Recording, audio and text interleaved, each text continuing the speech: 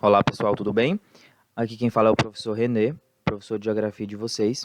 Hoje nós vamos começar mais um capítulo, capítulo 5, que está no livro didático de vocês também, chamado Regionalização Físico-Cultural do Globo. Regionalização Físico-Cultural do Globo. Quando eu falo em regionalização físico-cultural do globo, eu quero me referir a 5 grandes conceitos que estão na geografia, que é o conceito, que na verdade é um processo, de regionalização, físico, cultural e globo. Vamos falar de cada um para vocês entenderem o que esse capítulo quer dizer. Quando eu falo em regionalização, eu falo de um processo do conceito de região. Não sei se vocês lembram, mas eu dei um bisuzinho em sala de aula. Quando vocês verem uma palavra da geografia terminada em ação, vocês automaticamente já vão ver na mente, já vai vir na mente de vocês características de um processo, de uma atitude. Ou seja, é uma ação de algum conceito. Que conceito é esse? O conceito de região. E o que é o conceito de região? O conceito de região nós também já vimos em sala de aula, que é uma área dividida que obedece critérios específicos. Como assim, professor? Uma área que obedece critérios específicos? É uma área que tem características específicas, é um espaço geográfico que tem características específicas. Por exemplo, quando eu falo em região montanhosa, certo? O que é que significa uma região montanhosa? É uma região, é uma área, um espaço geográfico que tem características específicas. E que características são essas? As montanhas. Quando eu falo em região chuvosa ou região seca, quando eu divido, por exemplo, uma área entre região chuvosa e uma região seca, quer dizer o quê? Que de um lado a gente tem uma região chuvosa, é uma região que chove muito, uma área, um espaço que chove muito, um espaço geográfico que chove muito, e do outro lado nós temos uma área geográfica que não chove, ou seja, uma área seca, certo? O exemplo mais comum que nós encontramos no dia a dia, né, em livros didáticos, na internet, é as grandes regiões do Brasil, certo? O IBGE, ele dividiu o Brasil em 5 grandes regiões através de características. Que características foram essas? Os aspectos tanto naturais quanto os aspectos econômicos, culturais, beleza? Ou seja, os aspectos tanto da cultura quanto os aspectos naturais, os aspectos físicos. E aí o IBGE dividiu em 5 grandes regiões. Região Norte, região Nordeste, que é a que a gente está, região Centro-Oeste, região Sudeste e região Sul. Diferença, por exemplo, da região Nordeste para a região Sul. A região Sul, além de ter uma cultura diferente da região Nordeste, apresenta características físicas diferentes. O solo é diferente, as características climáticas do Sul. O Sul chove muito, enquanto que no Nordeste não chove tanto quanto chove no Sul, certo? Ou seja, quando eu falo em região, eu falo em uma área, um espaço geográfico que foi dividido, obedecido por características específicas, por critérios específicos. Beleza? Quando eu falo em físico, eu falo em características físicas. Eu já falei aqui, acabei de falar para vocês. Físico, características físicas, ou seja, características naturais, características da natureza, diferentemente de aspectos culturais. Quando eu falo em cultura, cultural, eu estou me referindo aos aspectos da sociedade. Exemplo disso, a cidade. A cidade ela é composta por cultura, né? Cultura que eu digo é as relações sociais que são incrementadas dentro da cidade. E quando eu falo em globo, eu falo em mundo, eu falo no globo como um todo, o planeta Terra. Resumindo tudo, para a gente entender o que é que esse tema quer dizer. Regionalização é um processo, beleza? Do conceito de região, e aí ele está referindo, ó, regionalização esse processo do quê? Físico-natural, tanto os aspectos da natureza quanto dos aspectos da sociedade no mundo, do globo, certo? É esse o tema de hoje. E aí, pessoal, nós já vimos, por exemplo, o que é que significa o conceito de região. Regionalizar está dentro do conceito de região. E aí, como é que a gente regionaliza o espaço mundial? O espaço mundial ele pode ser regionalizado, ele pode ser dividido por diversas formas. A mais conhecida são os continentes, e aí nós temos 6 grandes continentes. Este continente aqui, ó, vermelho, me digam aí, é o continente americano, América.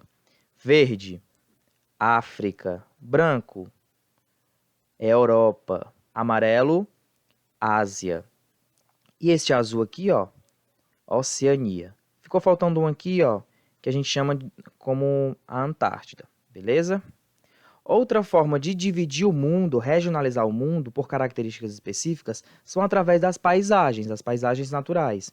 Exemplo, o mundo dividido a partir de climas, certo? Exemplo aqui para vocês, ó, essa parte aqui amarela significa que o mundo ele é dividido por clima, certo? E essa parte aqui amarela, o clima ele é bem seco, é um clima desértico. Enquanto que aqui não, ó. A gente já tem um clima mais equatorial, né? Aqui, ó, a gente já tem um clima mais voltado a um clima frio. Beleza, pessoal? E aqui muito frio, né? A gente tem um clima polar. Ou seja, o mundo ele está sendo dividido aqui, regionalizado aqui, através de características naturais.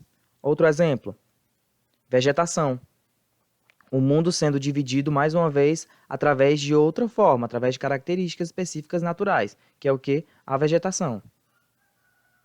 Outro exemplo, o mundo também ele pode ser dividido em aspectos sociais. Aqui o mundo ele está sendo dividido, reparem uma coisa, em países do norte e países do sul. Mas leiam aqui o título comigo, ó, países com diferentes níveis de desenvolvimento.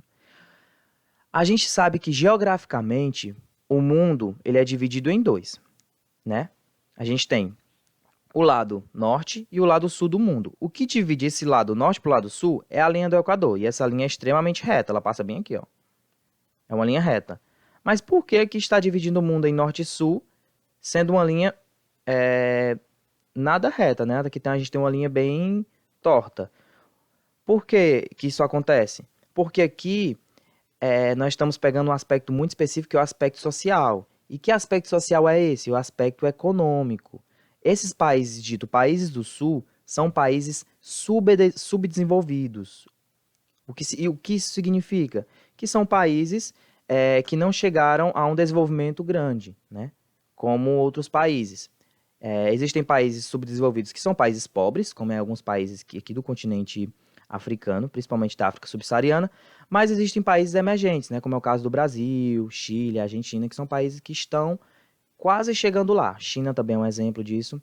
E os países do norte já são países desenvolvidos, países ricos, né, que não têm uma desigualdade socioeconômica muito grande. Outro exemplo para vocês de aspectos sociais é o mundo sendo dividido por idiomas. Aqui é um mapa que está no livro de vocês, na página 101, e aqui o mundo está dividido em idiomas. Repare uma coisa, aqui nós temos os principais idiomas do mundo, e as cores representam onde estão eles no mapinha. Reparem uma coisa, pessoal, ó, uma curiosidade bem legal. Aqui a gente tem um continente americano, nós já vimos, né? O único país que fala português é o Brasil, certo? Nenhum outro país do continente americano fala português. Beleza? Nós falamos anteriormente sobre os continentes. E o continente é um conceito muito importante na geografia, que cai muito em prova, vocês vão ver isso bastante, então a gente precisa entender a definição e o que isso significa, certo? Mas é bem simples. Quando eu falo em continente, eu falo que é uma grande massa de terra cercada por água, certo? Nós vimos anteriormente quais são os continentes, e aí eu espero que vocês já tenham aprendido, mas vamos lá. Esse laranja a gente conhece como o quê? Continente americano, a gente tem a América. Dentro da América, a gente tem outras grandes regiões. Exemplo, nós temos, por exemplo, na parte mais do sul, a América do Sul, a América Central e a América do Norte.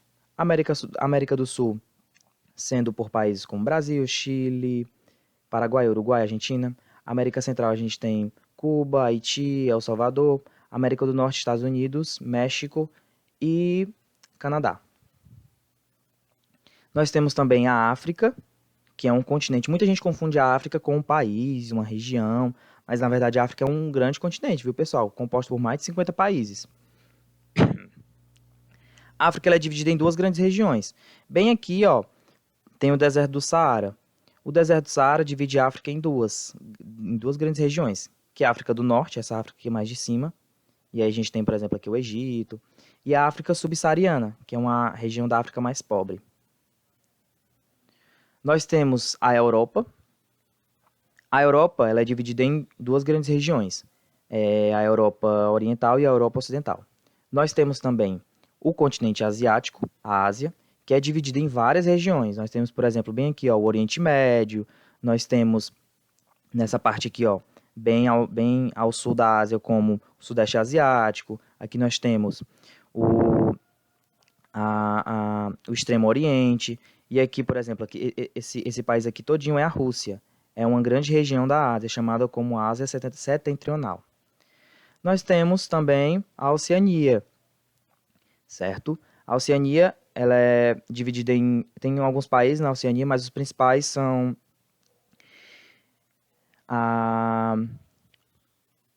os principais países da Oceania é a Austrália e a Nova Zelândia. E nós temos, por último, a Antártida, que é um continente bem específico, né? Já que não é tão habitado por conta do clima. Quando eu falo em continente, eu falo que é uma grande massa de terra cercada por água. Mas também, vocês precisam reparar uma coisa, que a ilha, o conceito de ilha, também é isso.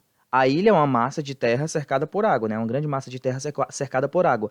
E qual a diferença entre continente e ilha? Já que esses dois conceitos, essas duas palavras, se referem basicamente à mesma coisa. Tanto o continente é uma grande massa cercada de terra cercada por água, e a ilha também é uma grande massa de terra cercada por água. E qual a diferença dessas duas?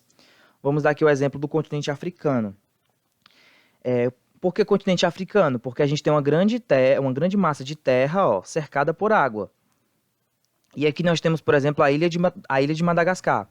Qual a diferença desses dois? Qual a diferença desses dois? Repare uma coisa aqui, ó. Tem uma característica bem específica que está sujeito nessa imagem, que é o quê?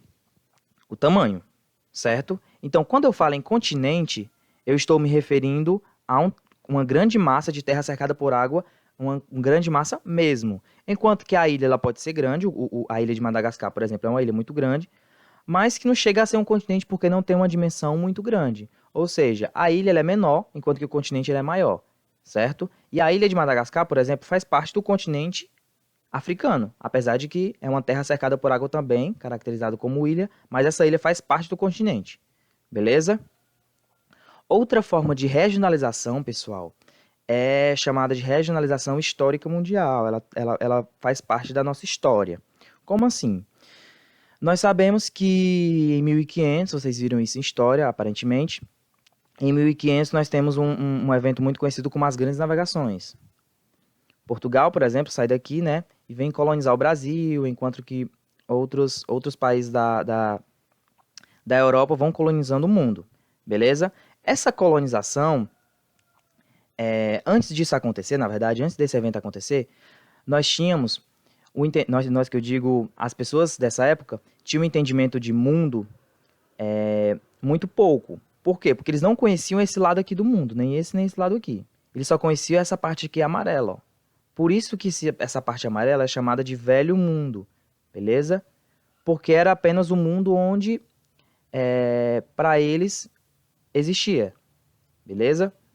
A partir das grandes navegações, foram descobertas novas áreas. E aí, com essa descoberta, apelidou-se essa área aqui descoberta como Novo Mundo.